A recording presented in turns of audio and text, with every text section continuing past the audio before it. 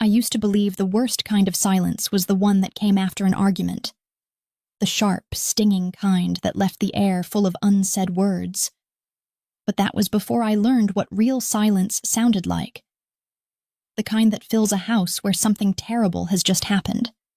The kind that hums low in your chest, warning you that if you move too loudly, you might wake the monster still hiding in the shadows.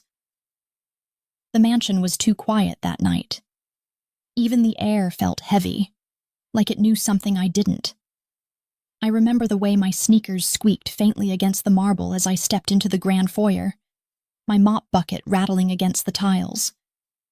The place smelled faintly of smoke and something metallic underneath the scent of cleaning supplies, like pennies, sharp and wrong. I'd been sent here as a last-minute replacement, the kind of job that came with no questions asked and cash paid under the table. The company called me an independent contractor. I called myself desperate. The moment I crossed that threshold, I knew I shouldn't have been there. The lights were dim, just enough to show off the kind of wealth that makes you feel small, the kind of wealth you can't even imagine earning in a lifetime of hard work. Crystal chandeliers, expensive rugs, paintings that probably cost more than my apartment building. But underneath all that beauty, there was something else. A wrongness, a pulse. And then I saw it. A dark, sticky trail across the edge of the white marble, just beside the stairs.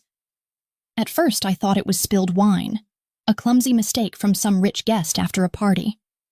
But when I knelt down and touched it, the red smeared across my glove was too thick, too real, too alive. My breath caught somewhere in my throat. It was blood, fresh, still tacky under my fingertips. That was the moment everything in my life shifted. The moment I realized I was standing in the aftermath of something violent, something deliberate, something dangerous. I should have left right then. I should have turned around, thrown my gloves in the bucket, and walked out the door. But survival had taught me to keep my head down and my mouth shut, even when my instincts screamed. You don't run from trouble. You clean it up and pretend you never saw it. That's how you survive when the world isn't built for people like you. I told myself that as I mopped up the blood. Each stroke of the mop was a whisper of panic against the marble. My hands shook, my heart pounded. But I kept going. Because if someone had bled this much, then someone else had made it happen. And people who made that kind of mess didn't take kindly to witnesses. That's when I heard him. A low, deep voice from somewhere behind me. Quiet but commanding. Stop. Just that. One word. But it froze me in place as if my body recognized danger before my mind caught up. I turned slowly, the mop slipping from my hand and clattering against the floor. He stood in the doorway, like a shadow made of flesh. Tall, broad-shouldered, the kind of man who didn't need to speak loudly to be heard. His dark suit was perfectly pressed, his tie loosened just enough to make it look intentional. His face was unreadable, carved in cold precision, but his eyes, those eyes, were fire and ice tangled together, watching me with an intensity that made the air disappear from the room.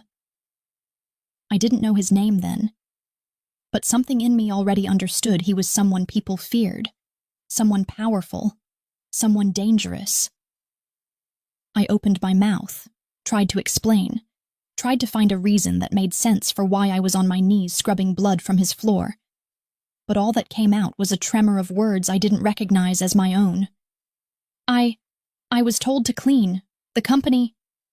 He stepped closer, slow, deliberate, until I could see the faint bruise at his jawline, the edge of something dark, dried blood maybe, just beneath his cuff. His cologne was subtle, expensive, intoxicating, and it made my head spin because no man who smelled that good should also make you this afraid. "Who sent you?" he asked, his voice smooth but dangerous, like the blade of a knife tracing the edge of your skin without breaking it. I swallowed hard, my throat dry. "The agency. They said the usual girl called out sick. I didn't mean to." He cut me off with a look, the kind that silences you not because it's rude, but because it's absolute. You shouldn't be here. I know, I whispered, and I meant it more than anything. He studied me for what felt like an eternity, his gaze slow, assessing, like he was peeling back layers I didn't even know I had. I felt exposed under it, like he could see every bad choice I'd ever made, every secret I'd ever buried. Then, without warning, he crouched beside me, picked up my discarded glove, and looked down at the faint smear of blood on the marble. When he spoke again, his tone was quieter, almost thoughtful. You didn't see anything. Understand? I nodded, because what else could I do? He straightened, brushed invisible dust from his sleeve, and said something that would haunt me long after that night. You clean well? Keep doing it. Come back tomorrow. I didn't understand. Not then. But something in his voice made me realize this wasn't an offer. It was a command. He turned and walked away without another glance, disappearing into the hallway like smoke dissolving into the dark. I sat there, heart pounding, my knees aching against the hard floor, staring at the clean patch of marble where the blood had been. And I wondered what kind of man could sound like danger and safety all at once. Later, as I packed up my supplies and stepped outside into the cold night, I saw his car waiting at the end of the drive, a sleek black machine that looked more like a threat than transportation. He stood beside it, talking quietly to another man. When his eyes flicked toward me, even from that distance, I felt the weight of them, as if he'd tied invisible strings around my wrists and was testing how far I could walk before I'd be pulled back. I should have known that night that my life was no longer my own, that once a man like him notices you, there's no escaping his orbit. You can pretend you're invisible. You can tell yourself you're just a cleaner, a nobody, a name on a list. But deep down, you already belong to the world he rules, the world that stains you long before you ever touch the blood. I went home shaking. I locked the door twice, sat on the floor of my tiny kitchen, and tried to breathe. My phone buzzed once, an unknown number, a single message. Tomorrow, 8 p.m., same place. No name, no explanation, just inevitability. I stared at that message for a long time, knowing I should ignore it, delete it, forget it ever came. But something about that man's eyes, that voice, that impossible mix of power and pain, wouldn't let me. And that was how it began. The story of how a cleaning job turned into something I could never walk away from. Because I didn't know it yet. But the man whose blood I'd wiped from the marble floor that night was the man who would tear my world apart. And somehow, make me crave every broken piece. I didn't sleep that night. Not really. I drifted in and out of the kind of restless haze that comes when your body is exhausted, but your mind is still chasing ghosts, looping through what happened over and over, replaying that deep, commanding voice, the way his eyes seemed to pin me to the floor, the way the air had felt too thin when he looked at me like he already knew every secret I'd ever buried. I told myself it was just fear, that my heart was pounding because of adrenaline, not because of him. Not because of the strange pull that had settled deep inside me like a whisper I didn't understand. But when dawn came and light spilled through my cracked blinds, painting gold stripes across the peeling paint of my walls, all I could think about was the message on my phone. 2 words, 8 o'clock, same place, and how I had no intention of going, except I did.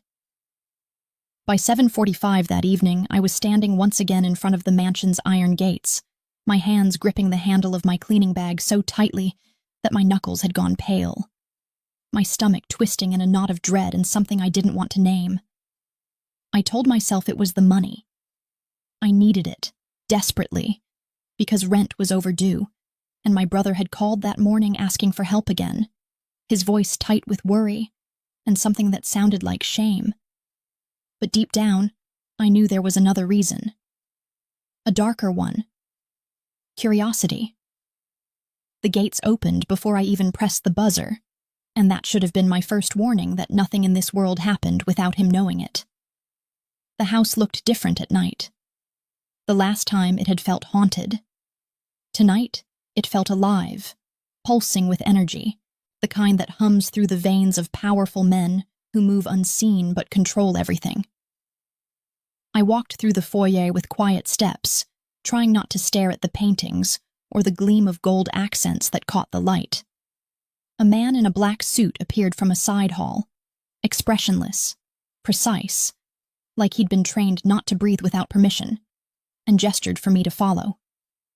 We moved down a long corridor that smelled faintly of leather and smoke until he opened a heavy double door and stepped aside.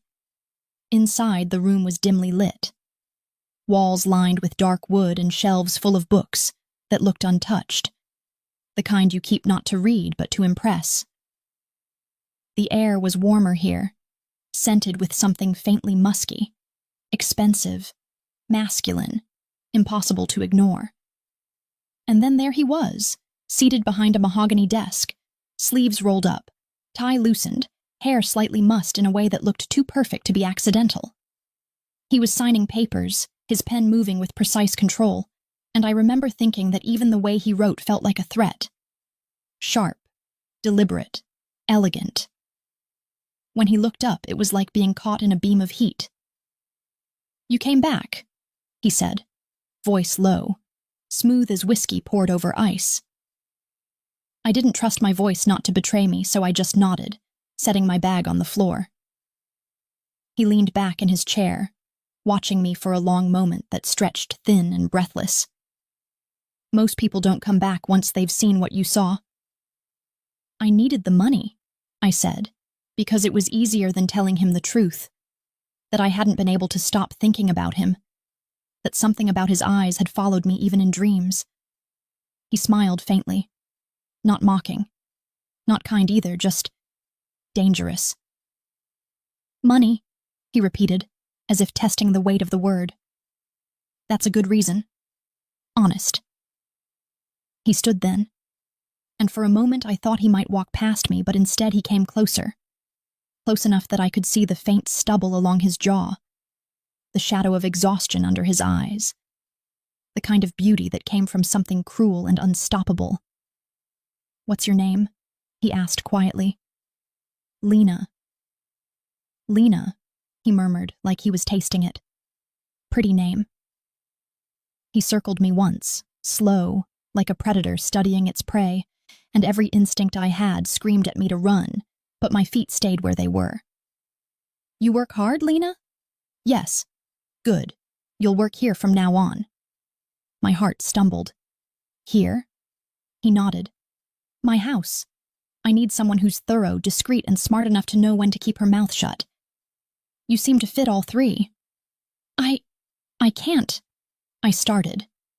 But he cut me off with a tilt of his head, a soft sound that silenced me more effectively than shouting ever could. "Don't worry. You'll be paid well. No one else will bother you. You'll have a room upstairs. But there are rules." Something in the way he said it made me shiver. "Rules?" He smiled then, slow, dark, devastating. "No locked doors, no questions, no noise after midnight." The words hung between us, heavy with meaning I didn't understand, and I felt that same pulse of fear and fascination twist tighter inside me. "What happens after midnight?" I asked before I could stop myself. His eyes met mine, and for the first time I saw something flicker there, something sharp, dangerous, almost like amusement. "You don't want to know, Dolcezza." He said it softly, in that lilting accent that made the word sound like a caress, but beneath it was a warning. I swallowed hard and nodded, because I understood that in his world, curiosity was as deadly as disobedience. He turned back to his desk, dismissing me with a wave of his hand. "You can start tomorrow. My men will bring your things." I didn't say yes, I blurted out, the words slipping free before I could stop them. He looked over his shoulder, and for a heartbeat I saw something dark flash in his expression. Annoyance, maybe, or interest. "You did," he said softly. "When you walked through that gate, you said yes." He wasn't wrong. The next morning, I woke up in my own bed, still unsure if I'd dreamed the entire encounter, until a car arrived outside my apartment, and a man in a suit handed me a small envelope with my name written in perfect handwriting. Inside was a stack of cash and a single note. 8 a.m., don't be late. I should have burned it. I should have thrown it away, disappeared, taken the money, and never looked back. But instead, I packed my bag. Because that house, his house, was a mystery I couldn't stop myself from stepping deeper into. As the car drove me through winding roads toward the estate, I watched the city fade away and felt the world shift again. I told myself this was just another job, that people like him didn't notice girls like me, that I'd stay invisible, quiet, untouched. But the moment I stepped inside the mansion again, I saw him standing at the top of the stairs, phone in one hand, expression unreadable, and I knew he'd already been expecting me. His eyes found mine, steady and unflinching, and he gave the smallest nod, the kind that felt less like a greeting and more like a claim. "Welcome home, Lena," he said. And that was the moment I realized I wasn't walking into a job. I was walking into his world, a world built on secrets and sins, and I could already feel it pulling me under. What I didn't know then, as the doors closed behind me and the locks clicked into place, was that the house had more than one master, and one of them didn't want me there at all. I never realized how big that house truly was until I lived inside it, until the echo of my own footsteps became the only sound I heard for hours at a time, until I started to notice that every hallway seemed to lead to another, every door to another secret, and every silence to another unspoken rule. The mansion was a living thing. It breathed, it remembered, it listened. And sometimes, when I passed the long corridors at night, I swore it was whispering.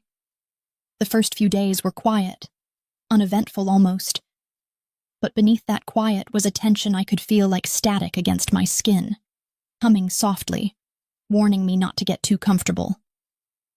Dante's men moved like shadows through the halls, always polite, always distant, but their eyes never softened, and their presence made the air heavy.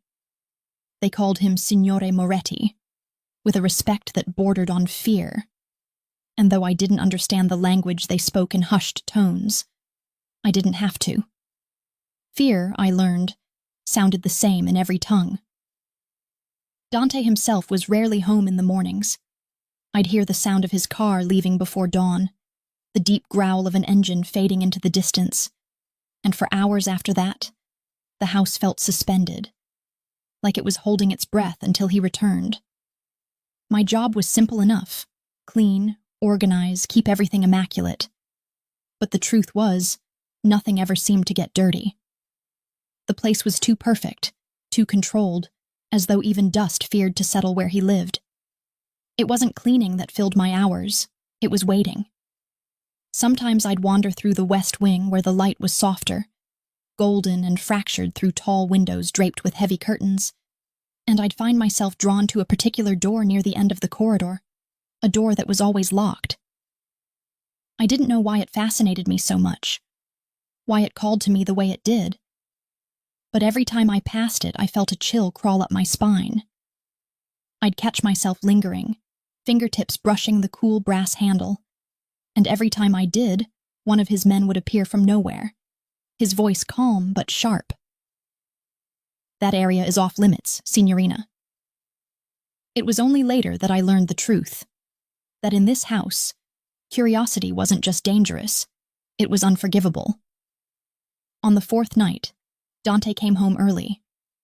I was in the kitchen, finishing up, when I heard the low rumble of his voice in the entry hall. There was something magnetic about that sound, the way it carried authority without effort. And before I realized it, I was standing in the doorway, watching him. He was on the phone, jacket off, shirt sleeves rolled up to his forearms, his tie loose like he'd been fighting the day itself. His expression was unreadable, eyes fixed on nothing as he spoke in Italian. Rapid, rhythmic, sharp enough to slice through the air. And though I couldn't understand the words, I could feel the weight of them, the kind of words that made other men obey. When he hung up, his gaze flicked toward me. For a heartbeat, I thought he'd be angry to find me staring, but instead he smiled that faint, dangerous smile that never reached his eyes. Couldn't sleep? I was just finishing the kitchen, I said, my voice too small in the vastness of that house. He nodded, taking a slow step closer. You're doing well here, he said, his tone low, calm, but heavy enough to make my pulse stutter. You follow the rules. I wanted to say something, thank you maybe, but the way he was looking at me made words feel fragile, like glass that would shatter if I tried to use them. He stepped even closer, close enough that I could smell his cologne, something dark and expensive that clung to him like sin. Do you know why I have rules, Lena? He asked softly. I shook my head, unable to look away. Because this house, he said, glancing around as though the walls themselves were listening, is not a home. It's a fortress. Everything that happens here, everything that is said or seen, stays here. The rules keep you safe. They keep me safe. His eyes lingered on mine, and there was something almost gentle in them for a brief, disarming moment before it faded back into that cold calm I was beginning to recognize as his armor. He reached out, his hand brushing my jaw in a gesture so light I might have imagined it. Do you trust me to keep you safe, Piccola? My throat tightened. I didn't know if it was fear or something else entirely that made my voice tremble when I answered, I don't know. He smiled faintly, but there was no humor in it. Good. Trust is dangerous. Obedience is safer. And just like that, he was gone, moving past me toward his office, leaving me standing in the dim kitchen with my heart beating too fast, and the taste of his words still lingering on my tongue. That night, I couldn't sleep. The mansion was too quiet, too still. Somewhere beyond my room, a clock ticked softly, marking time in a house that seemed to exist outside of it. I lay awake for hours, staring at the ceiling, listening for the sound of footsteps or voices, until finally, sometime after midnight, I heard it. The faint murmur of laughter, muffled and wrong. I slipped out of bed and moved toward the hallway, bare feet silent on the polished wood. The sound grew clearer. A man's voice, pleading, desperate, and another, lower one that made my stomach twist because I recognized it. Dante's. I followed the noise to the west wing, to that locked door I'd passed so many times before. The voices came from behind it, sharp and urgent, then a sound I couldn't mistake. A dull thud, followed by silence. My hand hovered near the handle, heart pounding so hard I thought I'd wake the house. Then, from the crack beneath the door, I saw it, light flickering, and a thin line of red sliding slowly across the floor. Blood. Again. I stumbled back, covering my mouth, trying to breathe, trying to tell myself it wasn't what I thought, that maybe I was imagining it, that maybe the world wasn't as dark as it suddenly seemed. But then I heard his voice again, calm and steady, like nothing had happened. Clean this up, no traces. I ran back to my room, my pulse screaming in my ears, and sat against the door until the sun began to rise. When I finally dared to look outside, the hallway was spotless. The door was closed. No trace of what I'd seen remained, as if the house itself had swallowed it whole. Later that morning, Dante appeared at breakfast, immaculate as ever, sipping coffee as though nothing had happened. He looked at me once, eyes unreadable, and said quietly, "You look tired." "I couldn't sleep," I murmured. He set his cup down, his gaze holding mine. "Then you heard," he said simply, not as a question but as a fact. I froze. "I didn't mean, stop." His voice was calm, not unkind, but final. "Remember what I told you. The rules exist for a reason." And then, as if nothing more needed to be said, he stood and walked away, leaving me with a truth that would haunt me. I was living in a house built on secrets, and I'd just heard one of them die. That night, when I closed my door and locked it, breaking the first of his rules, I finally understood what kind of world I'd stepped into. And I knew it was only a matter of time before the darkness inside this house reached for me too. The days that followed felt like walking through smoke, the kind that clings to your skin and seeps into your lungs until you can't tell where the air ends and the danger begins. And no matter how many rooms I scrubbed, no matter how clean the marble gleamed beneath my hands, I could still smell the faint trace of blood, like a secret the house refused to forget. Every creak of the floorboards, every flicker of light through the high windows felt charged, alive, and I couldn't decide if I was the one haunting this place or if it was haunting me. I told myself to keep my head down, to stay invisible, to pretend that what I'd heard that night in the West Wing was nothing more than a bad dream. But pretending became impossible when I saw him again. When Dante walked into the room with that calm, predatory grace that made the air shift as if it, too, bowed to him. He carried silence with him, the kind that bends a space into obedience, and even his men seemed to straighten when he passed, their eyes lowering just enough to show deference without weakness. That morning, he found me in the library, dusting shelves that didn't need it, my hands trembling just enough that I hoped he wouldn't notice. He stood in the doorway for a long moment, watching, not speaking, and when he finally did, his voice slid through the quiet like the stroke of a knife through velvet. "You've been avoiding me, Piccola." I froze, my back still to him, trying to gather myself before I turned, because I'd learned something about Dante Moretti. He could smell lies the way wolves smelled fear. "I've just been working," I said softly, but my voice wavered at the edges, betraying me. He crossed the room in 3 slow strides, stopping close enough that I could feel the heat radiating from him, the faint brush of his breath near the back of my neck. "Working," he repeated, and the word sounded different in his mouth, heavier, darker, as though it carried a meaning I wasn't brave enough to ask about. When I turned, my pulse stuttered because his face was so close to mine, too close, and I could see the faint shadow of stubble along his jaw, the tiny scar just beneath his lower lip, the way his eyes weren't just brown but layered with gold, like whiskey catching light. He tilted his head slightly, studying me, and in that moment, I wasn't sure if he was about to question me or kiss me, and the terrifying part was that I didn't know which one I wanted more. "I heard something I shouldn't have," I whispered finally, because the silence between us had grown too heavy, too dangerous. He didn't react at first, just watched me with that unblinking calm. And then slowly, he reached out, brushing his thumb against my cheek. The touch was light, almost absent, but it sent a shock through me so sharp I forgot how to breathe. "And yet you're still here," he murmured, voice low enough to feel rather than hear. "Why?" I didn't have an answer, not one that would make sense to either of us. I should have told him I stayed because I needed the money, because leaving meant danger, because something about the way he looked at me made it impossible to run. But instead I said nothing, because the truth was more complicated. I stayed because I couldn't stop thinking about him, because fear had started to taste too much like fascination.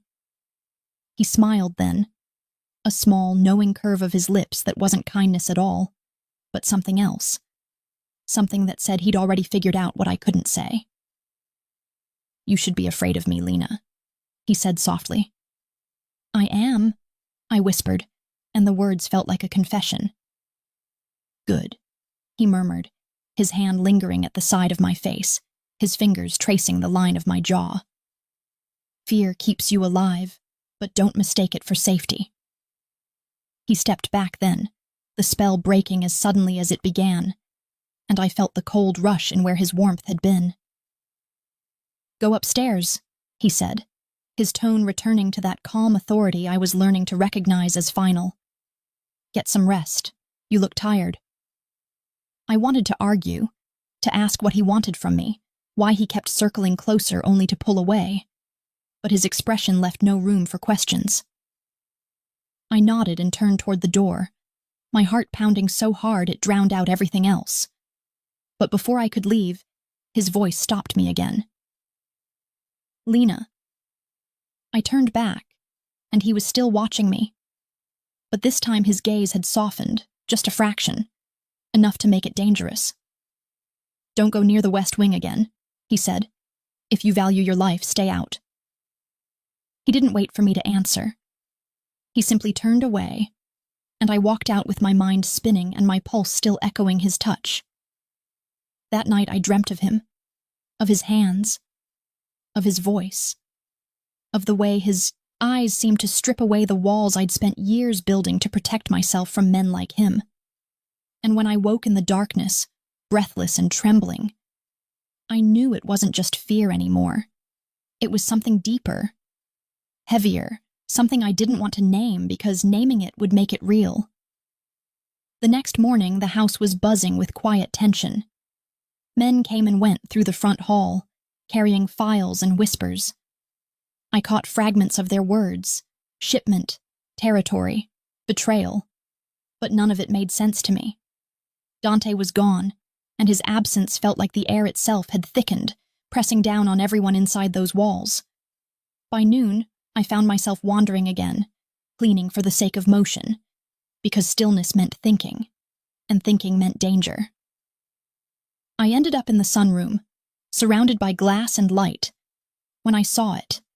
His coat, draped carelessly across the back of a chair. It was heavy, expensive, the kind of fabric that felt wrong beneath my fingertips, too rich for hands like mine, and yet I couldn't help it. I reached out, brushing the edge of it with trembling fingers, imagining for one foolish heartbeat what it would feel like to belong in a world where people wore things like this, where people like him existed without needing to destroy everything they touched. "Does it suit you?" I spun around, startled, and there he was, standing in the doorway, watching me with that faint amusement that never reached his eyes. "I wasn't touching my things," he finished for me, stepping closer. "You were." "I'm sorry, I was just curious." He nodded, his tone neither angry nor kind. Curiosity again.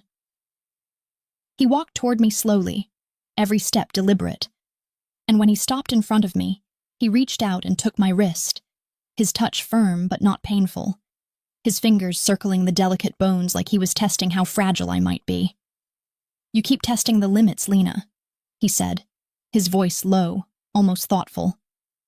"Do you know what happens to people who test me?" I swallowed hard, shaking my head, unable to look away from his eyes. "They either learn," he said softly, "or they burn." And then he let me go, the ghost of his touch still imprinted on my skin, his words sinking deep enough that I knew I'd never forget them. That night, when I stood at my window watching the dark stretch across the fields, I couldn't tell if I was afraid of him or of myself, because every time he came near, something inside me shifted. Something dangerous and alive. Something that wanted to reach for him even when I knew better. And when I finally closed my eyes, I realized that the sound I'd been hearing outside my door wasn't just the house settling. It was footsteps, slow and steady, moving past my room and stopping just long enough that I knew he was there, listening. The next morning, when I woke, there was a single white rose on my nightstand, its petals perfect, its stem cut short, and beside it, a note written in that same sharp, elegant handwriting. "Fear keeps you alive, but I'm starting to wonder what you'd look like without it." I stared at the words until the ink blurred, and my pulse matched the rhythm of my breath. And for the first time, I realized the truth. He wasn't just testing me. He was teaching me what it meant to be owned. There are moments in life when the world tilts just slightly, almost imperceptibly, but enough that you know nothing will ever feel straight again. And living in that house, under Dante Moretti's roof, meant existing in a constant state of that tilt, caught between fascination and fear, desire and danger, truth and the lies I kept telling myself to survive. Days melted into each other like candle wax dripping down the same scarred holder. Beautiful at first, but then hardening into something heavy, something permanent. And each one carried a tension I couldn't name but could feel deep in my bones, humming quietly beneath every breath I took. The mornings always began the same way. The sound of footsteps in the hall, the muted murmur of men speaking in low Italian, the smell of espresso and tobacco trailing faintly through the corridors like ghosts of another life I didn't belong to. Dante would usually be gone before I even left my room, his absence leaving the air hollow, the house quieter, but never safer. He had a way of filling a space even when he wasn't in it, of leaving pieces of himself behind like shadows clinging to the walls. I told myself I was fine, that I could handle the unease that came with living in his world, that if I just kept my head down, kept cleaning, kept obeying the rules, I'd stay invisible.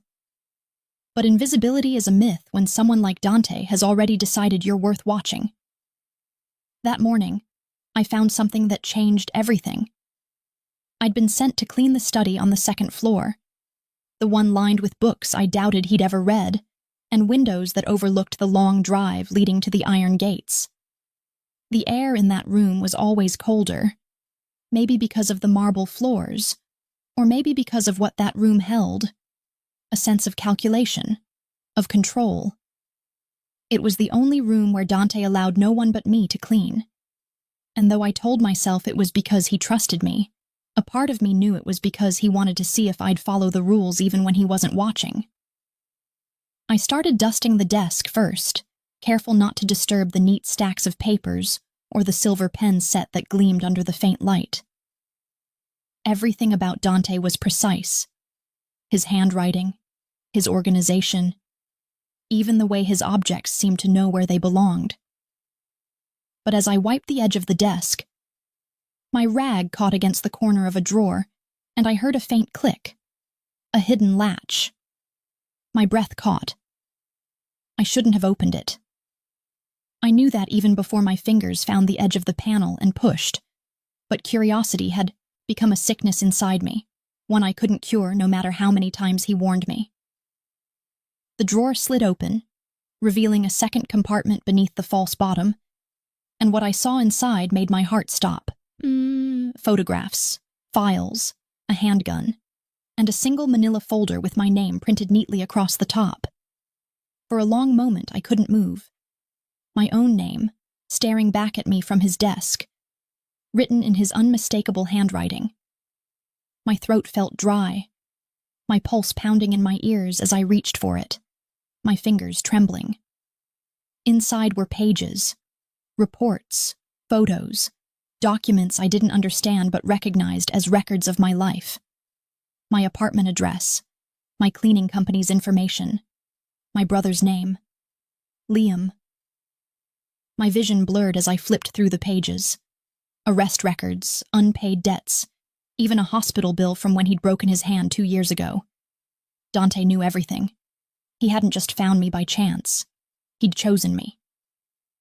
The realization sank into me like ice, numbing everything it touched. I didn't hear him come in. I only noticed him when his reflection appeared in the window across from me, tall, still, silent, watching. Looking for something, Piccola? The sound of his voice was quiet, but it hit me like a strike, sharp and cold. I turned slowly, clutching the folder to my chest, unable to mask the terror that must have been written all over my face. I started, but the words tangled on my tongue, useless. He stepped closer, his expression unreadable, his eyes dark enough to drown in. "You broke the first rule," he said softly, each word deliberate. "No locked doors, No secrets opened. I wasn't trying to— Don't lie to me. The calm in his tone scared me more than if he'd shouted. He moved closer until the desk was between us, his hand resting lightly on its edge, his gaze pinned to mine like he was dissecting the truth. You went through my things. I saw my name. He tilted his head, eyes narrowing. And you thought what? That I keep random files on every woman who cleans my house? The silence stretched between us, heavy and unbearable. Why do you have this? I whispered. He exhaled slowly, then came around the desk. Because I don't let strangers into my home without knowing who they are. You think I'd let someone walk freely through my life without knowing what they could destroy? I wanted to believe him, wanted to tell myself it made sense. But then he said the next thing, and the ground beneath me shifted again. Your brother works for people who've been stealing from me. My stomach turned to stone. That's not true. It is. His voice was steady, too calm, too certain. He's been moving information, names, routes, shipments, things he shouldn't even know about. And when I traced where it came from, it led to you. No, I said, shaking my head, my hands trembling. You're wrong. He's not like that. He's just a kid trying to survive. Dante's gaze softened for the briefest moment, then hardened again. We all are. But survival comes with choices, and your brother made the wrong one. I didn't know what to say. The world was tilting again, faster this time, everything I thought I knew slipping away like sand through my fingers. I didn't want you to find out this way, he said quietly. But maybe it's better you know. Maybe now you'll understand why you can't leave. Can't leave? I repeated, my voice breaking. He nodded, taking another step closer until the space between us was filled with tension so thick it hurt to breathe. Not until I decide what to do with him. Please, I said, the word falling from my lips like a prayer. Don't hurt him. He didn't mean— Stop. His voice cut through mine, not cruel but final. You don't know what you're asking. I looked at him, really looked at him, and for the first time I saw the man beneath the legend, the exhaustion, the weight of decisions that couldn't be undone, the traces of mercy he tried to bury under the armor of control. Why are you telling me this? I whispered. He stared at me for a long time before answering. Because you're already part of it, and I don't want you to pretend you're not. His words were a confession and a warning, and I couldn't decide which terrified me more. When he left the room, he didn't take the folder. He didn't have to. I stood there staring at it, my name written in his careful script, and realized that my life, my brother's life, every breath I took from now on, existed inside that manila file, owned, catalogued, controlled. That night I sat in my room, staring at the door, listening for the sound of footsteps that might never come. And when I finally lay down, too exhausted to cry, too numb to move, I realized something that made my blood run cold. Dante hadn't told me everything. He'd told me just enough to keep me exactly where he wanted me, close enough to watch, but not close enough to see what he was truly hiding. And somewhere beneath that house, behind those locked doors and whispered rules, was the rest of the truth. The truth about my brother, the truth about him, and the truth about what I was becoming. There are nights that come softly, the kind that drift in like a sigh, carrying the scent of rain and the sound of quiet, safe breathing.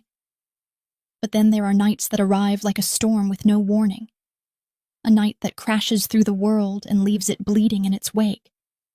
And that was the night everything burned, the night when all the lines between fear and love, loyalty and survival, blurred into something wild and irretrievable. I remember the sky first.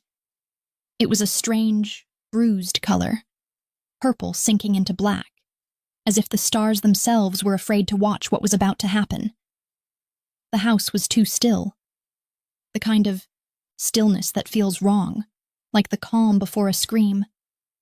I was in my room, sitting on the edge of the bed, the file still open beside me, Dante's words echoing endlessly in my head. Your brother works for people who've been stealing from me. I'd spent the whole day convincing myself it wasn't true, that there had to be some mistake, that Dante's world was full of shadows where lies could masquerade as truth, and that Liam was innocent, that he was just another name caught in the crossfire of whatever dark empire Dante commanded. But deep down, beneath all the denial and hope, I already knew I was lying to myself. The first sound was distant, like thunder, except sharper, faster, closer. Then another, then shouts, gunfire.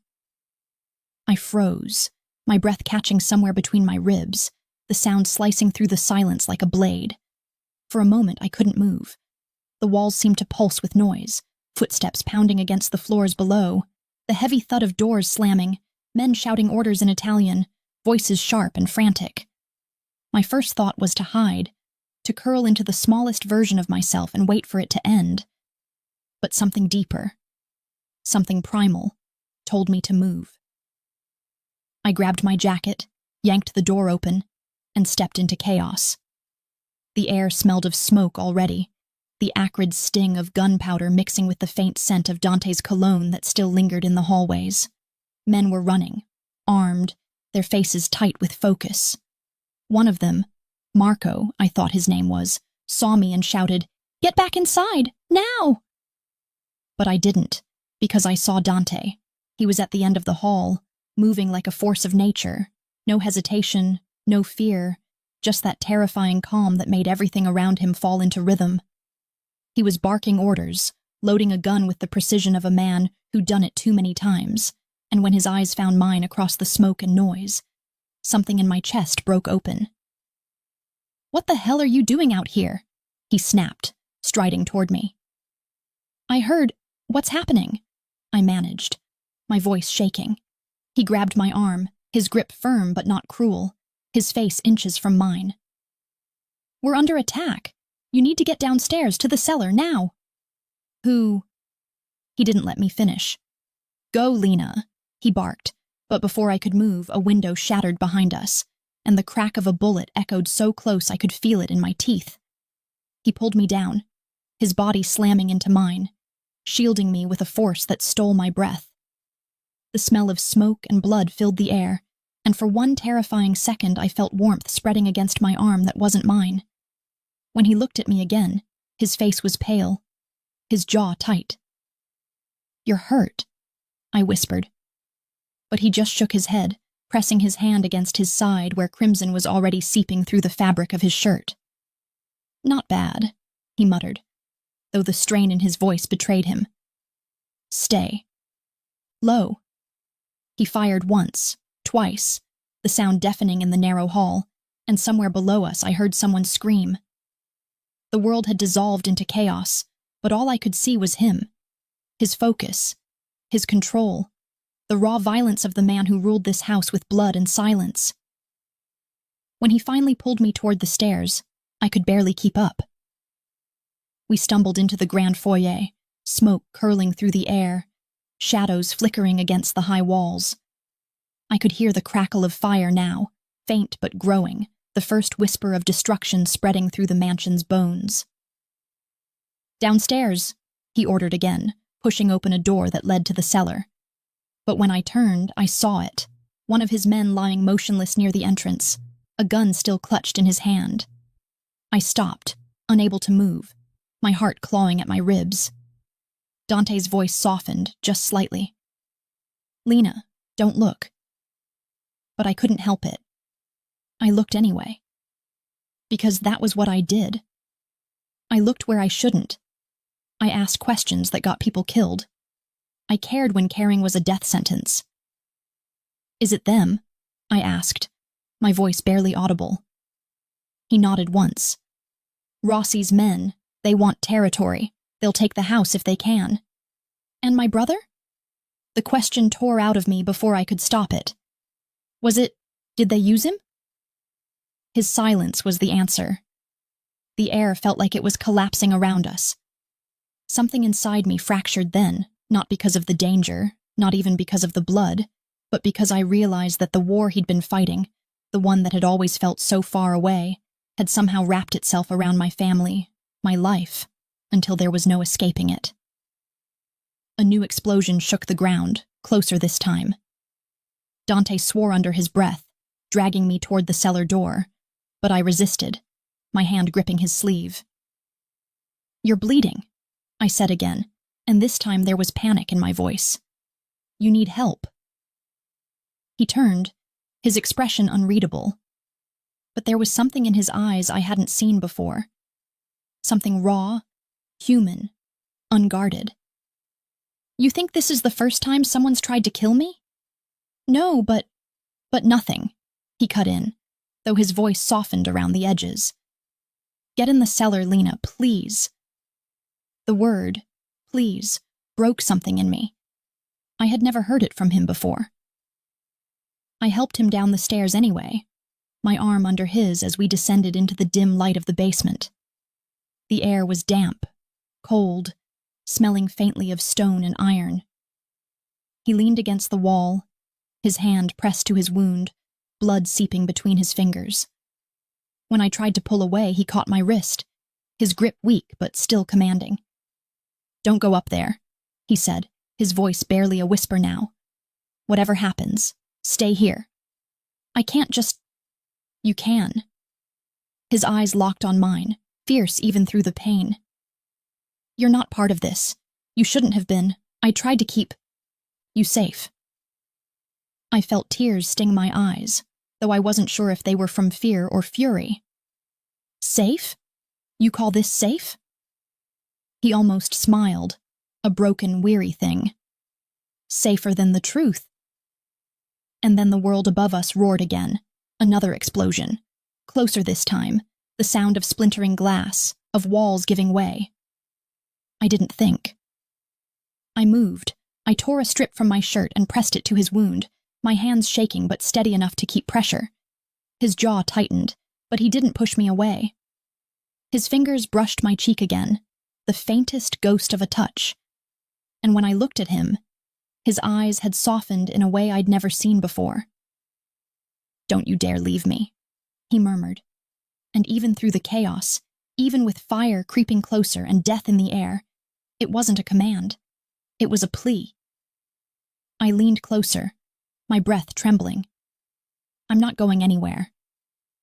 Above us, the house moaned as if it were alive, the sound of flames crawling through wood, of everything collapsing in slow, burning agony. And in that moment, as I held him there in the flickering light, I realized the truth that I had been running from since the night I met him. Some part of me belonged to him now, the part that found beauty in ruin, that saw salvation in monsters. When the door above us finally burst open and one of his men shouted that the attackers were retreating, Dante's head fell back against the wall, his breath shallow but steady. He looked at me then, a faint smirk ghosting across his lips despite the blood. "See," he whispered. "I told you, not my first time." But as I helped him to his feet and heard the fire still raging above us, I knew something had changed forever. The house would survive, maybe. He would survive somehow.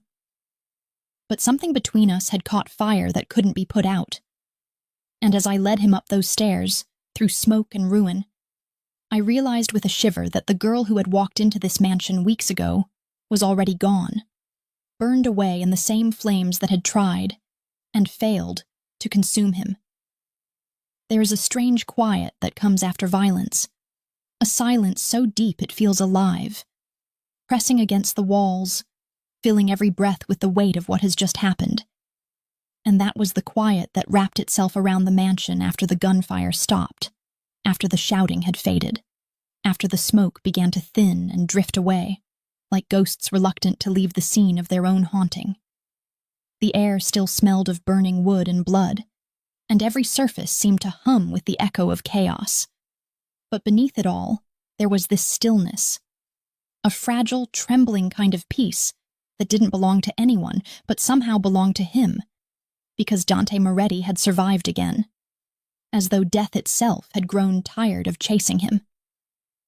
We were in one of the smaller rooms on the first floor, a guest suite I had turned into something that resembled a place for healing, though nothing about it felt safe or sterile. The sheets were clean but damp with the scent of antiseptic. The table beside the bed littered with bandages and blood-stained cloths, and the curtains drawn tight against the faint orange glow that still pulsed from the burning wing of the house. Dante lay back against the pillows, his shirt gone, his skin pale under the dim light. The wound in his side wrapped tightly where I'd pressed my shaking hands hours before. His eyes were closed, but I knew he wasn't asleep. He never really slept. He rested the way wild animals do, half alert, half waiting for something to strike again. I sat beside the bed, my hands still trembling as I rinsed another cloth in warm water. I'd never been this close to him before, not like this, not without the armor of distance that usually separated us. And now, seeing him like this, bare, quiet, human, something inside me began to unravel. He wasn't the unshakable monster people whispered about in alleyways, or the shadowed man who spoke in threats disguised as promises. He was still dangerous, yes, but in that moment, he was also breakable. And that was the most terrifying thing of all, because I didn't know how to look at him without wanting to touch him. When he spoke, his voice was rougher than I'd ever heard it, soft but heavy with exhaustion. "You're still here." I glanced up, meeting his eyes, those same eyes that had terrified me the first night I'd seen them, but now held something I couldn't name. "You told me not to leave." His lips curved faintly, though it wasn't really a smile. Most people would have run by now. Maybe I'm not like most people. He studied me for a long moment, his gaze tracing my face in a way that made my heart stutter, as if he were memorizing me just in case he didn't make it through the night. "You should be," he murmured finally, closing his eyes again. "The world would hurt you less." I didn't answer. I didn't tell him that the world had already hurt me enough to make his kind of danger feel almost familiar. Instead, I reached for the cloth and gently pressed it to his skin, wiping away the traces of dried blood that had escaped the bandages. His breath hitched, just slightly, and for the first time I felt the power shift between us, just a little. I wasn't sure if he felt it too, but his hand moved suddenly, catching my wrist, holding it still against him. His skin was warm, feverish, his pulse steady beneath my touch. And when I looked up, he was watching me again, his eyes darker now, unreadable. "Why are you doing this?" he asked softly. "Because someone has to." Marco could have... I didn't want Marco. The words came out before I could stop them, and once they were out, there was no taking them back. His gaze sharpened, searching my face for something I didn't want him to find. "You didn't want Marco," he repeated quietly, his thumb brushing just above my wrist. A small, thoughtless gesture that sent heat through me in ways I didn't understand. "What is it you want, then, Dolcezza?" I tried to pull away, but his grip tightened, not painfully, just enough to keep me there, suspended in that moment where everything I'd tried to deny about the way I felt burned through my defenses like fire through paper. "I want you to stop looking at me like that," I said, though even I didn't believe the lie. He tilted his head slightly, that faint smile ghosting over his lips again, the one that wasn't really amusement, but recognition. "Like what?" "Like you already know how this ends." He released my wrist then, his hand falling back to the bed, and for a while neither of us spoke. I finished cleaning the wound, wrapping it tighter this time, my movements slow and deliberate. The only sounds were his breathing, the faint hiss of the fire outside, and the rhythmic beat of my own pulse in my ears. When I was done, I sat back, exhaling, and realized my hands were still shaking. "You did well," he said quietly. I laughed, though it came out more like a breath. I have no idea what I'm doing. You kept me alive. That's more than most people manage. Something about the way he said it, casual, almost affectionate, made my chest tighten. I looked at him again, really looked, and realized how close I was sitting. His face was half in shadow, his hair mussed from sweat, a faint line of stubble along his jaw, and for a heartbeat I forgot about everything else. The blood, the fire, the lies, my brother, and saw only the man in front of me. I reached up without thinking, to brush a strand of hair from his forehead, and he didn't move, didn't flinch, didn't stop me. The moment my fingers touched his skin, something inside me shifted again. That same dangerous pull that had been growing since the first night in his house, now stronger, heavier, inevitable. "Don't," he whispered, though he didn't sound like he meant it. "Why?" "Because you don't know what you're doing." "Maybe I do." His eyes opened then, locking on mine, and for a long, breathless moment, neither of us moved. The air between us felt electric, sharp with everything we weren't saying. I could feel the warmth of him, the slow rise and fall of his chest, the way his gaze dropped briefly to my lips before coming back to my eyes. And then, very slowly, he lifted his hand, tracing the back of his fingers along my jaw, the touch so light it felt like a confession. "You don't belong in my world," he said, his voice low, rough, almost pleading. "Maybe I already do." He exhaled, a sound caught somewhere between a sigh and a curse, and then his hand slid to the back of my neck, pulling me closer until our foreheads touched. His breath mingled with mine, and I could feel the war inside him, the way his control frayed just enough to let me see the man behind the mask. "I'll destroy you," he whispered, his voice shaking just slightly, the first crack I'd ever heard in it. "Then do it gently," I breathed, and that was the moment he kissed me. It wasn't gentle. It wasn't sweet. It was desperate. Raw. A collision of everything we'd been holding back, everything that had been burning between us since the night I found blood on his floor.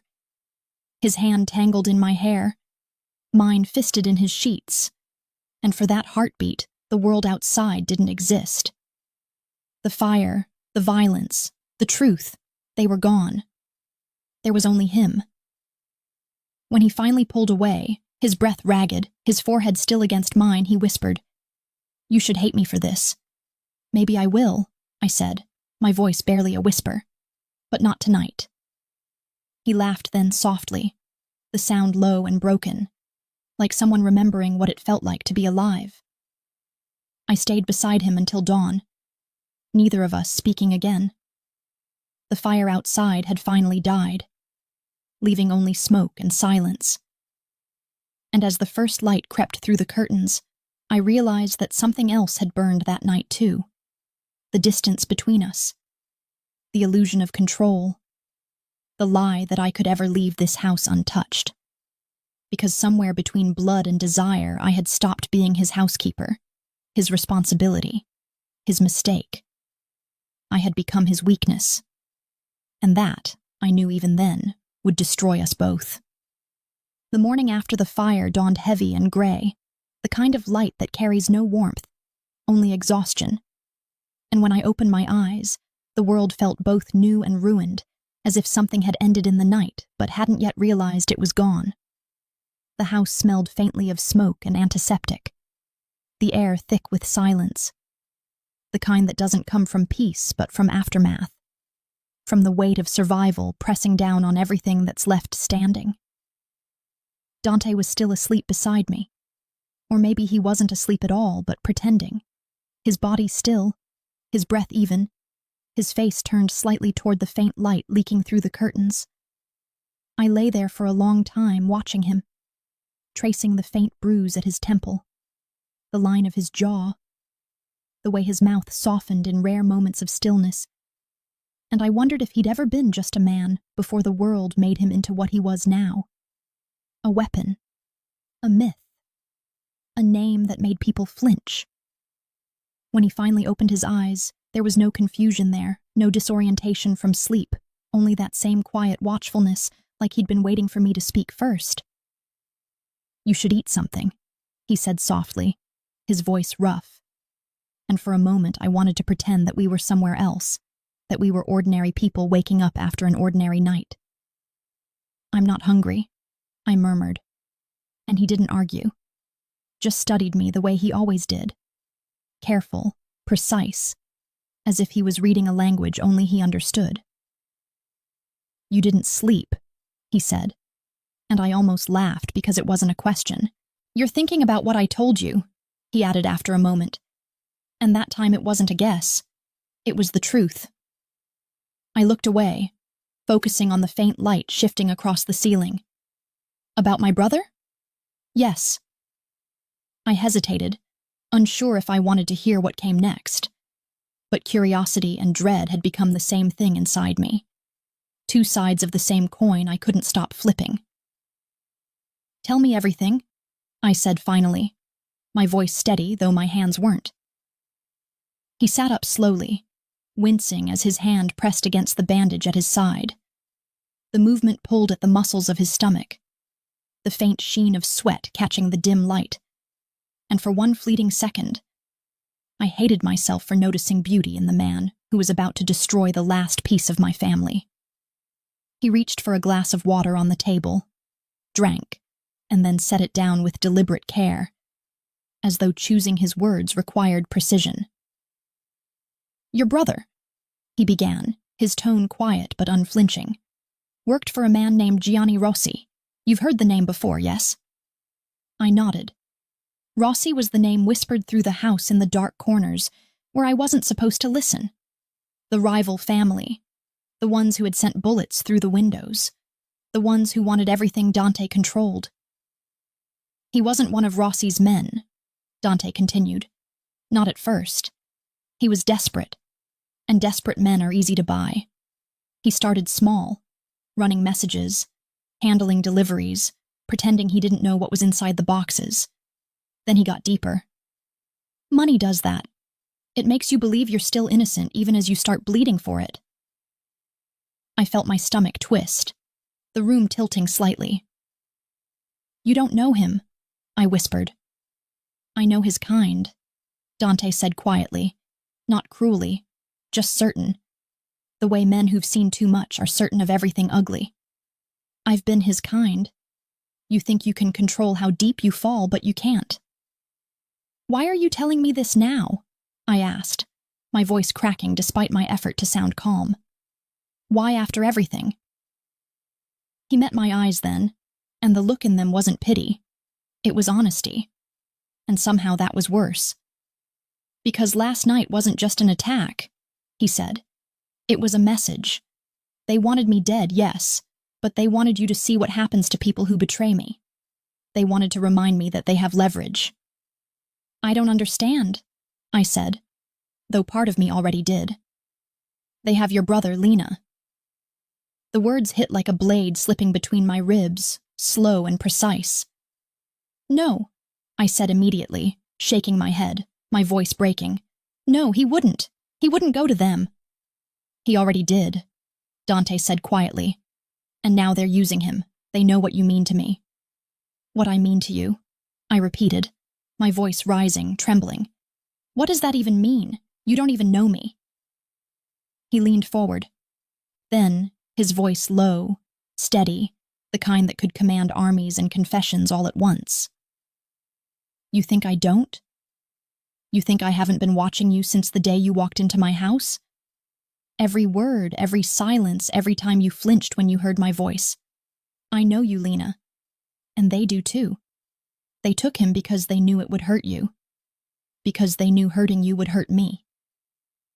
I didn't want to believe him, but the truth was already unraveling inside me, pulling apart the thin fabric of denial I'd been clinging to since the moment I found that folder.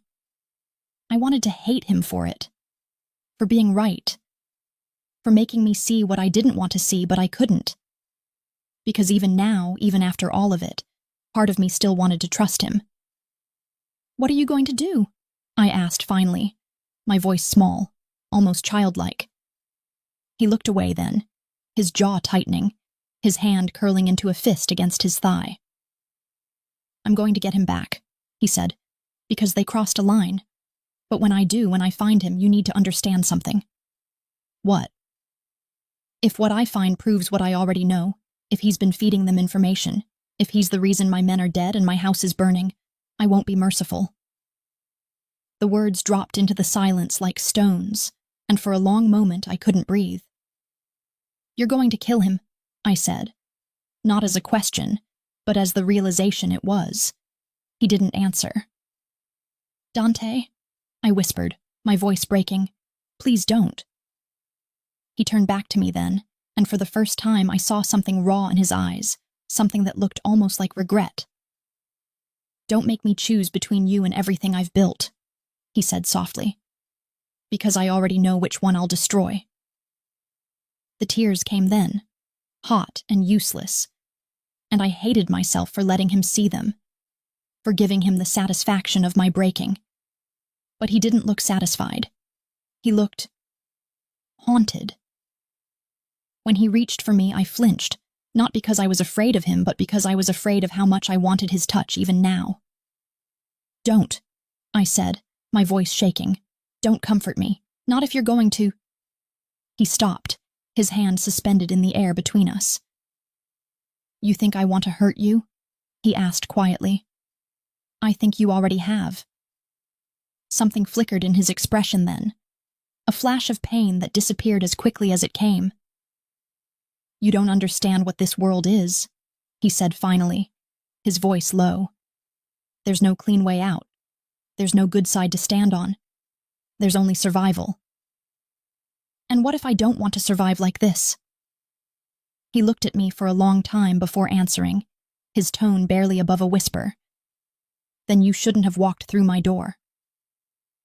The silence that followed was heavier than any sound could have been. He stood slowly, wincing as he adjusted his bandage, and when he reached the door, he paused, his back to me. "I'm leaving at dawn," he said. "If you want to see your brother again, stay here. If you leave, I can't protect you." I wanted to scream, to beg, to hit him, to say anything that might undo the inevitability in his voice, but the words died on my tongue. When he was gone, the room felt colder, emptier, like the air itself had thinned. I sank to the floor beside the bed, pressing my hands to my face, and for the first time I let myself break completely. The sun hadn't risen yet, but I could already see the faint light bleeding through the cracks in the curtains, the world moving forward whether I wanted it to or not. And as I sat there, surrounded by the remnants of everything I thought I knew, I realized something with terrifying clarity. No matter what Dante found, no matter what truth waited out there in the gray dawn, I was already part of his world, and there was no way back. The night before he left, I didn't sleep. I couldn't. Every time I closed my eyes, I saw my brother's face, the way he'd looked the last time I saw him.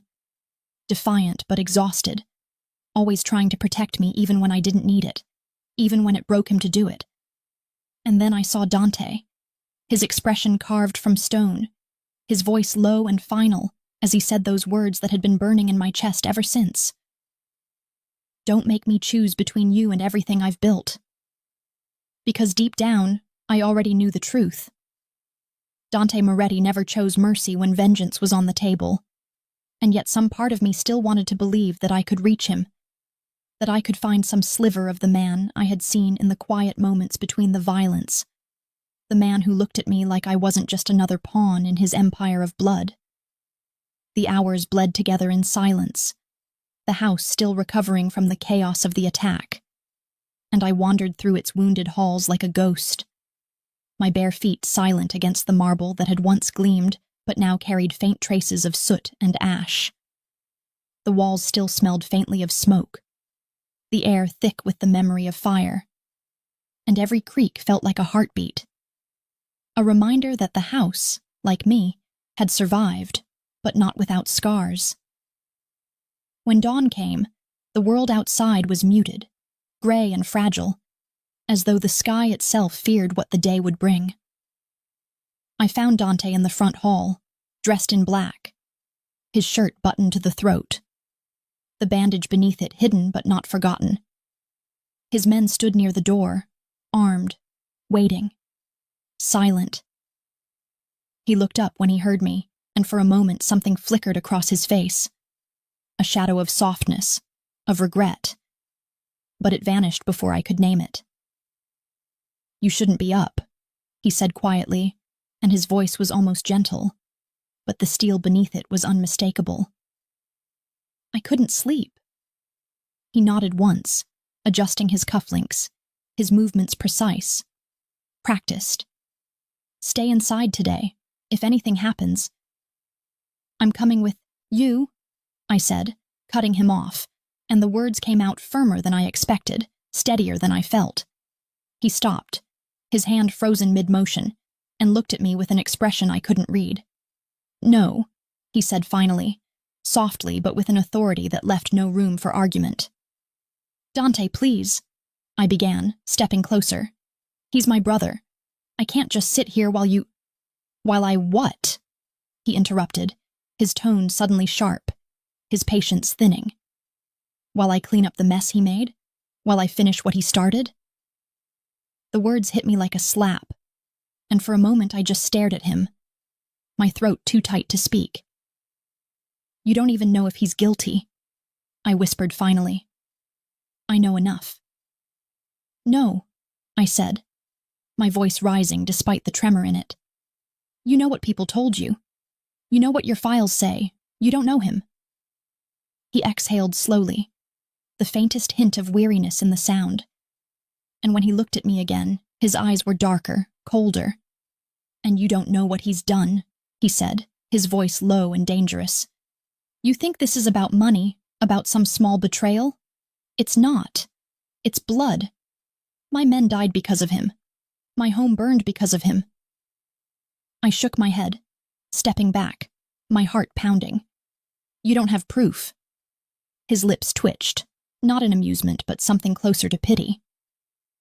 "I don't need proof. I have instinct. And instinct has kept me alive long enough to know when someone's lying to me." "Then you should know I'm not." He stared at me for a long time, and the silence between us was unbearable. When he finally spoke again, his tone was quiet, almost tender, and that made it worse. "Stay here, Lena. Don't make me worry about you." And then he was gone.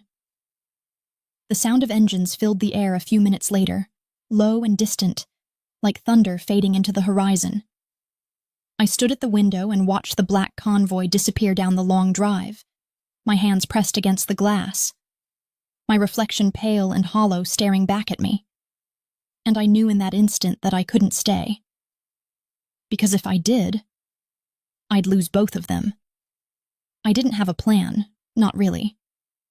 Just desperation and fear and a kind of reckless hope that made no sense but refused to die.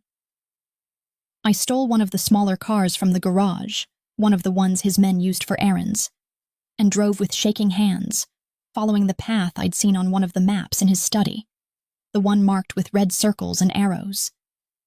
It led out of the city, into the hills, to an abandoned factory that looked like it had been built for secrets. By the time I got there, the air was heavy with smoke again, though this time it wasn't from fire but from gunpowder, the kind that clings to your skin and crawls into your lungs. I parked the car far enough away to stay hidden, but close enough to hear the faint echo of shouting carried on the wind. They were already inside. I moved carefully, keeping low, my heart pounding so hard I could feel it in my throat. The building loomed ahead, its windows shattered, its walls cracked and rusted, and every step I took echoed like a betrayal. Inside, the air was thick with tension and dust. I could hear Dante's voice, calm and cold, cutting through the noise like a blade. "You think you can take from me and walk away?" he said, his tone deadly quiet. And then another voice. Broken. Familiar. Terrified. I didn't have a choice. Liam. The sound of my brother's voice hit me like a shock, and for a moment my vision blurred. I crept closer, my fingers gripping the edge of a broken wall, peering through the gap. Dante stood in the center of the room, gun in hand, his men flanking him. Liam was on his knees, his hands bound, his face pale and bruised, his eyes wide with fear. Please, Liam was saying, his voice shaking. They said they'd kill her if I didn't help them, if I didn't give them what they wanted. I didn't mean for it to go this far. Dante's expression didn't change. And what did they want? Information, routes, schedules. I swear I didn't tell them everything. I just needed the money. The money? Dante interrupted, his tone sharp, disbelieving. You sold my men for money? Liam shook his head frantically, tears streaking through the grime on his face. No, it wasn't like that. They had her picture, they said they'd kill her, I couldn't. Dante's hand tightened around the gun. You brought war into my house and you think that excuses it? I couldn't move. I couldn't breathe. My brother's voice cracked, pleading, desperate. Please, I didn't want anyone to die. And then Dante raised the gun. I didn't think. I didn't hesitate. I stepped out from behind the wall, my voice echoing through the cavernous space before I even realized I'd spoken. Stop! The sound of my voice froze everything. Dante turned, his eyes widening slightly when he saw me, shock flashing across his face before hardening back into anger. What the hell are you doing here? Don't do this, I said, stepping closer, ignoring the way his men tensed, their guns shifting toward me. He's telling the truth. You said they used him, that they wanted to hurt you through me. Well, here I am. They won. Dante's jaw tightened, his voice dangerously calm. You shouldn't be here, Lena. Then don't make me watch this, I whispered. For a long moment, no one moved. The only sound was the faint creak of the building settling and the uneven rhythm of my own heartbeat. Dante's hand didn't waver, but I could see the conflict in his eyes. The war between the man who'd survived by killing and the man who'd kissed me like he wanted to be saved. Please, I said again, my voice breaking. Don't make me hate you. Something in him shifted then, just slightly, and I thought, God, I truly thought he might lower the gun. But before he could, before I could move, before the air could settle, there was a flash of movement from the shadows behind him, the glint of steel, the sound of a gunshot that wasn't his. The world went white. Someone screamed.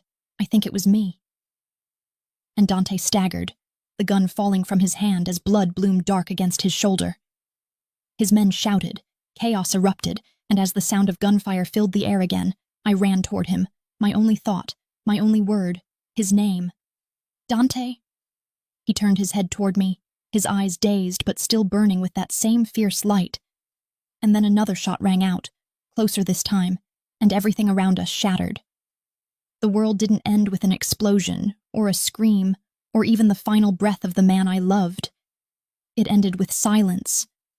That heavy, aching kind of silence that falls after chaos, when the smoke has begun to settle but the heart hasn't yet caught up to what it's lost. When every sound feels too loud, and every heartbeat feels like an echo that shouldn't still exist. I don't remember hitting the floor, or how my knees found the cold concrete beneath me, or how my hands reached for him.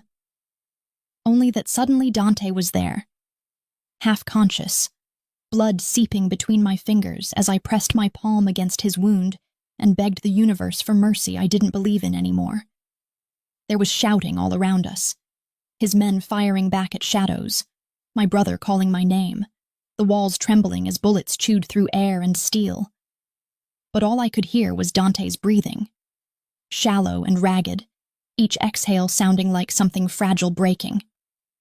His eyes found mine, glassy but still burning, and for a heartbeat it was just us again, the world narrowing until everything beyond that moment ceased to exist. Lena, he said, his voice rough, broken, the faintest ghost of a smile tugging at his mouth even as blood stained his lips. "You shouldn't have come." "I had to," I whispered, my throat raw, my hands slick with red. "I couldn't let you kill him." He tried to laugh, but it came out as a wince. "You never listen." Another shot tore through the air, close enough that it made me flinch. But I didn't move. I couldn't. My hands trembled as I tried to stop the bleeding, pressing harder, my breath shaking with every heartbeat that pulsed beneath my fingers. "Stay with me," I begged, my voice breaking. "Please, Dante, stay with me." He reached up weakly, his hand brushing my cheek, his fingers tracing the line of my jaw with the same tenderness he'd shown that night in the darkened room when everything between us had shifted. "You don't belong in this," he murmured, his breath hot against my skin. "You never did." "And yet I'm here," I said, the words tumbling out between sobs. "So maybe I do." His lips curved again, but his eyes fluttered, the light in them flickering like a candle caught in the wind. Behind me, I heard my brother shout my name again, desperate, panicked, but I couldn't answer him, not yet. And then I saw him, Liam, stumbling out of the smoke, his face streaked with dirt and fear, his hands still bound, one of Dante's men dragging him forward at gunpoint. He froze when he saw us, his eyes wide, and for the first time since this nightmare began, I saw the boy he used to be, the one who'd promised he'd take care of me no matter what, who'd sworn he'd never let anyone hurt me. "Lena," he choked, his voice breaking. "We have to go now, please, he's dying." "I can't leave him," I said, though even as I said it, I knew how impossible those words were. The building was collapsing around us, the walls groaning under the strain of fire and gunfire, the air thick with dust that tasted like metal and loss. "Lena!" Liam shouted again, louder this time, stepping closer, his wrists bleeding where the rope had cut into his skin. "He'll die anyway if we stay. We have to move." But Dante's hand tightened on mine, faint, trembling, his strength fading by the second. "Go," he rasped, his voice barely a whisper now. "Get out. Take him. You can still have something after this."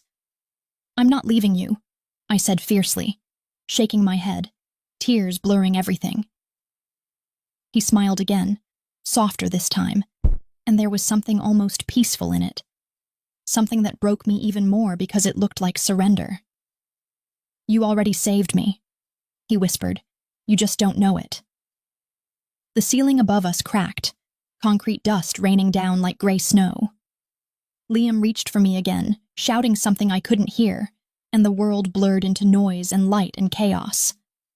I wanted to hold on, to fight it, to keep him tethered to me, but Dante's hand slipped from my face, falling limply to the floor, his breath catching once, then fading into stillness so quiet it was almost cruel. For a moment, everything inside me stopped. The world tilted, the ground swaying beneath me as if gravity itself had broken, and I thought if I just kept my hand on his chest, if I just refused to let go, he might breathe again. But he didn't. He was gone. And the silence that followed was worse than any scream. Liam pulled me back, his arms wrapping around me as the fire roared closer. "Lena, we have to go," he yelled, dragging me to my feet. I didn't remember standing, didn't remember moving, only the sound of my own heartbeat and the ghost of Dante's voice echoing through the space he no longer filled. We stumbled out into the night as the factory behind us burned, the flames reaching for the sky like some furious god claiming its offering. The air outside was cold and sharp, but I couldn't feel it.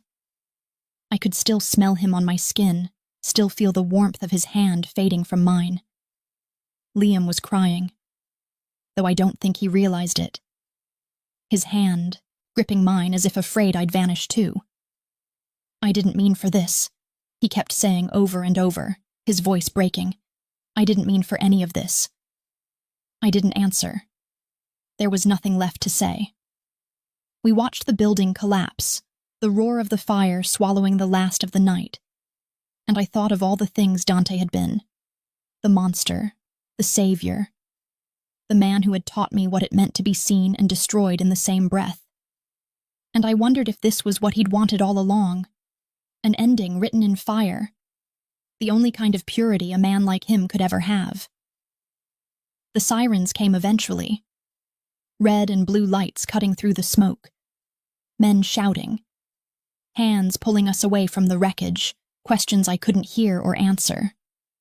They took Liam away first, their voices sharp, their faces cold, and I let them, because I couldn't fight anymore, not for him, not for anyone.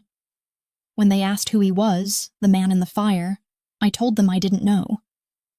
Because how could I explain Dante Moretti in words that would make sense to anyone who hadn't been touched by his darkness, by his light?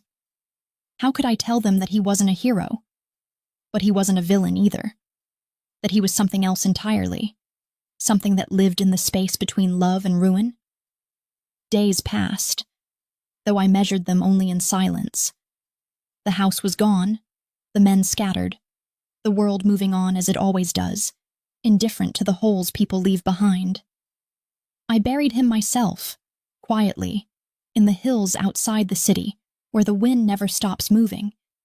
Because he'd told me once that he didn't believe in heaven or hell, only in what people leave behind, and I wanted to leave him somewhere the world couldn't reach. Sometimes, at night, I still hear his voice.